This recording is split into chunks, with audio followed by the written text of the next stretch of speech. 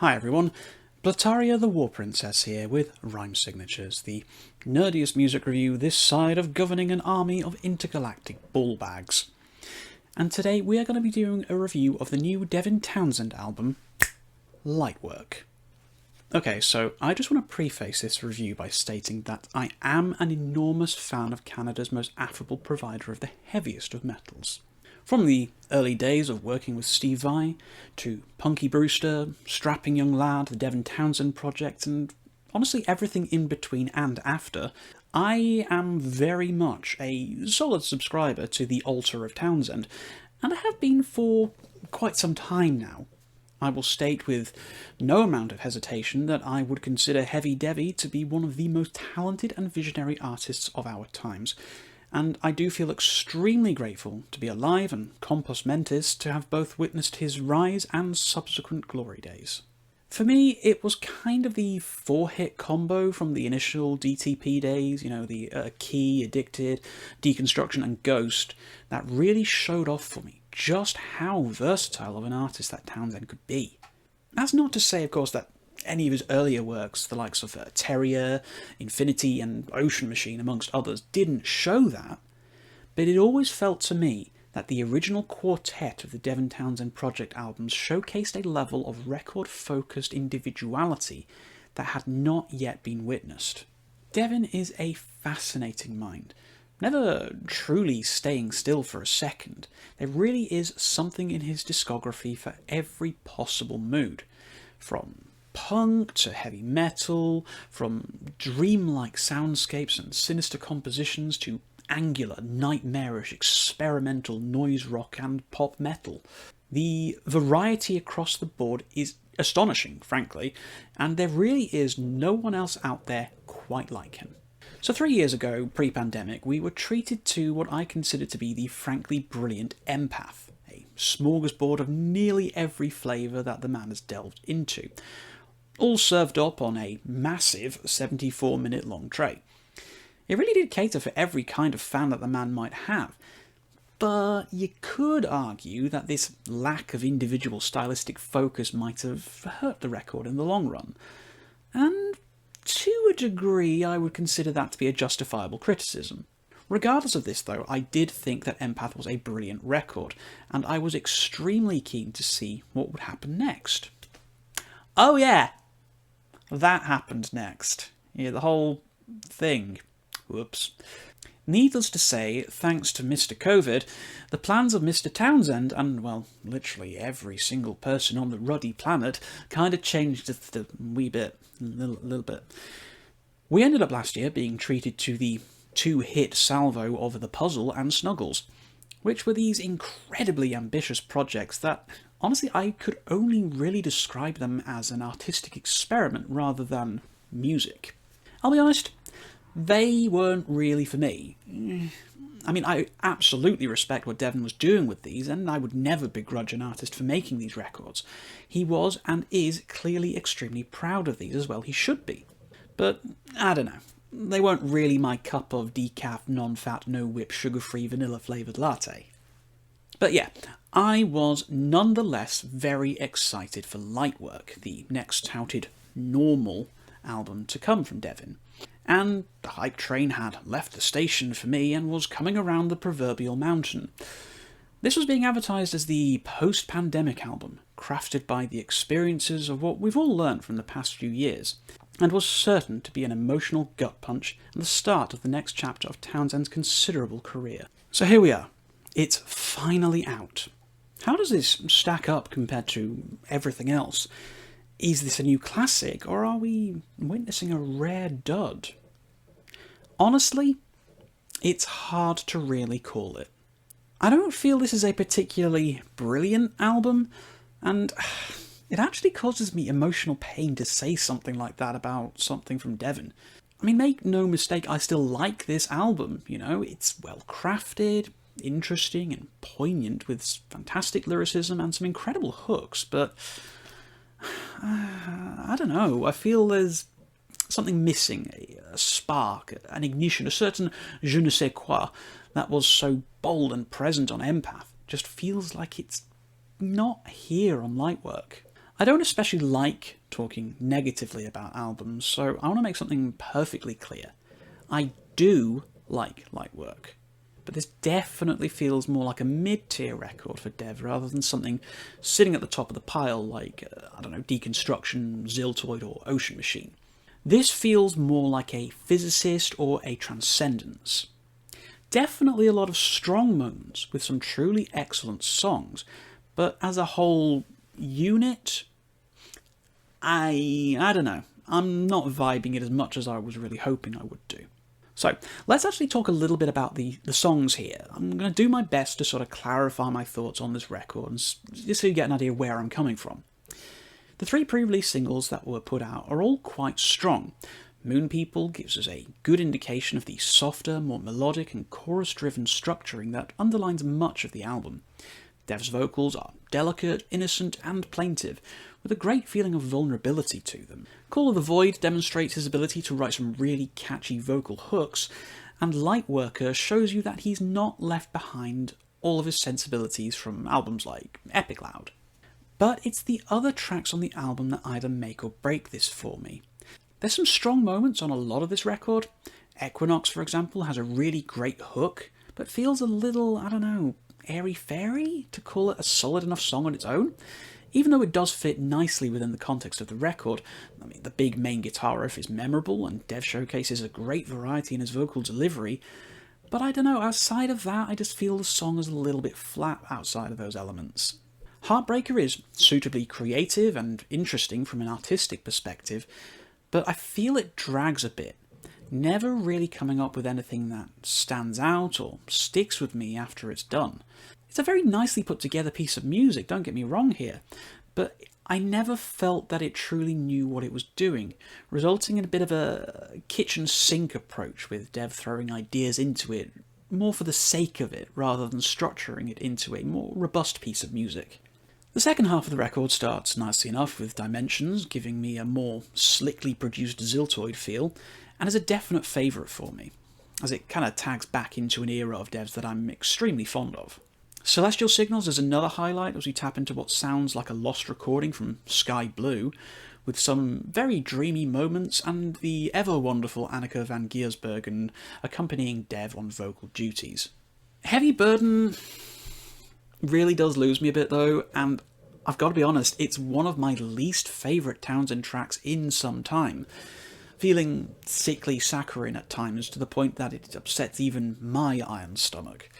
It all feels just a bit artificial sweetener, and while I can enjoy this particular brand of sweet from other artists, I don't feel this is a successful experiment for me, and I just find myself reaching for the skip track button more often than not. Vacation brings me back a bit though, feeling like a song off of key, but done with a positivity filter on it instead. It manages to skirt away from the overt sugariness of Heavy Burden and feels more like a postcard from a bygone holiday. It's short, it's succinct, and it's quite lovely. Finally, we come to Children of God, and I have very mixed feelings on this song. On one hand, you have this big wall of sound epic feeling evoking Townsend classics like Grace, with a big vocal hook, powerful soundscapes, and lyrics that really does make you want to sing along with it. On the other hand, I feel it's quite repetitive and ultimately outstays its welcome, running on for far longer than it really needs to. There's some great sounds within it though, with the keyboards in particular being very enjoyable, but it kind of closes the album out on a low note for me, rather than a high one. I feel that yes, I've been quite negative on this album during this review, and it really does hurt me to say things like this about a man who was ultimately one of my favourite musicians of all time.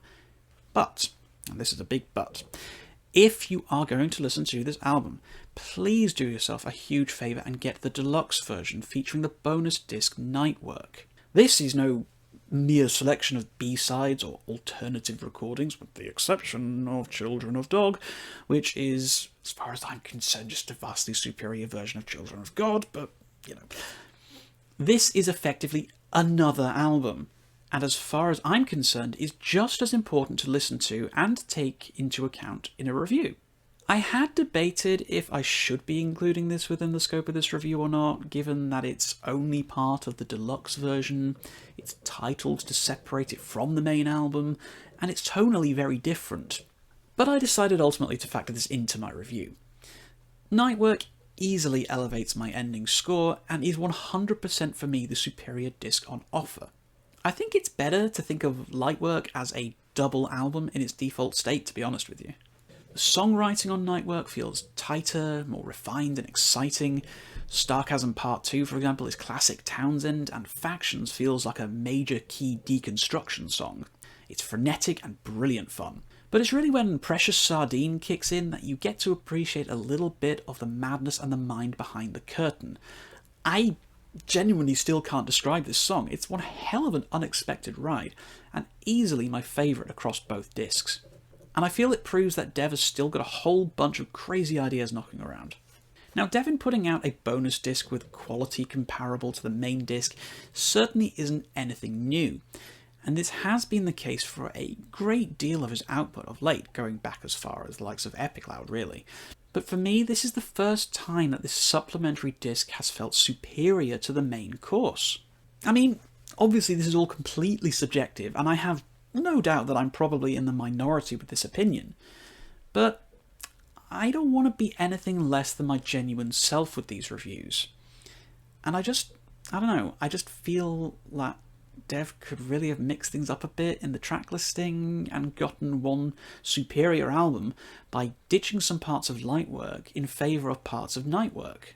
I think ultimately, the more I ruminate on this record, the more I realise that for all of its positive points and all the weaker parts that I can forgive or look past, it lacks one fundamental thing that I feel really holds it back from being a better album: replayability. For me, one thing that has defined Townsend's work more than anything else is how much more rewarding it becomes on repeated listens. I found that Ziltoid aged like a fine wine, Terrier only unlocked its full potential after a dozen or so listens, and Ocean Machine really did blossom the more attention you gave it. Whilst I know this is still early days, it's going to be difficult obviously to ascertain how Lightwork will fit into the grand scheme of things as the years pass by, but after around 8 full listens, something like that, I actively found myself liking some of the songs on here less and less. Rarely do I ever skip tracks on albums, but I've honestly found myself doing that here, which I don't like to do it. I am a firm believer in the art form of the album, the LP, and how it fits together as a unified piece, so skipping tracks is generally something I try to avoid, which is why it upsets me so much that I have been finding myself doing precisely that on Lightwork. Anyway, I want to start kind of wrapping things up a bit here, or I'll end up talking about this record for like half an hour or something like that. So, what else can I say about Lightwork at this point? Talking about this record has been quite challenging for me, as I do consider myself a long-term fan of Townsend's, and it always cuts me a lot deeper when I don't gel with something of his compared to almost any other artist. I think simply because I've spent so much of my life following his career, appreciating his work, that it just means that I subconsciously treat and internally critique his work with a much more astringent attitude than I would do with literally anyone else. Should I be doing this? Probably not, but Devin's work is very personal to me. His past records have left such indelible marks on my musical profile, and I sadly feel that Lightwork just hasn't cut that deeply. Now, don't get me wrong, there's still a lot on this record that I do enjoy. There's some great riffs, beautiful vocal performances, and an openness and honesty that is seldom seen in this day and age, which I will always appreciate from Devin's work. Now, I would never be so bold as to call Lightwork a bad record, as it intrinsically isn't one. It's just I can't help but draw parallels to other, more impactful and affecting records of Devin's. And as a result, I just didn't feel as drawn to this one as I was really hoping I would be. Critiquing music, especially music from your favourite artists, isn't easy. It's far too straightforward to fall into biases and allow yourself to be overwhelmed by the honeymoon period of the music and just waffle on about how it's their best one yet, the most ambitious record they've ever done, etc, blah blah blah blah blah. Or it's just as easy to go against that grain and take the less popular stance of calling it a big bucket of shite. They've lost their way, they're now terrible, rah rah rah rah rah rah rah. Lightwork is neither of these things. I would surmise that this is a competent, if somewhat unremarkable record, with a scattering of brilliant ideas in some places, and some stagnation of old ideas in others. This is a perfectly fine album, but I honestly doubt I will spend much time revisiting outside of a couple of favourites. Do consider as well that the score that I've given this album does reflect the inclusion of what I consider to be the superior Nightwork within the running time, so take that for what it's worth. This obviously, guys, as you should very well know at this point, is just my opinion on the matter. I'm one guy on the internet. My opinion is never gospel. So please, if you have listened to this, I would love to know what you thought about it in the comments down below. If there's anything else this year that you think I might have missed out on, that you really vibed with, that you think I might enjoy, please do as well consider letting me know about. I might want to give it a review. Might change up my top 10 at the end of the year, you never know. If you did like this video, guys, please do share it with anyone who you think might enjoy it. And as always, please consider subscribing for more content and consider clicking my Ko-fi link down below as well. Until next time, guys, keep your rhyme signatures odd.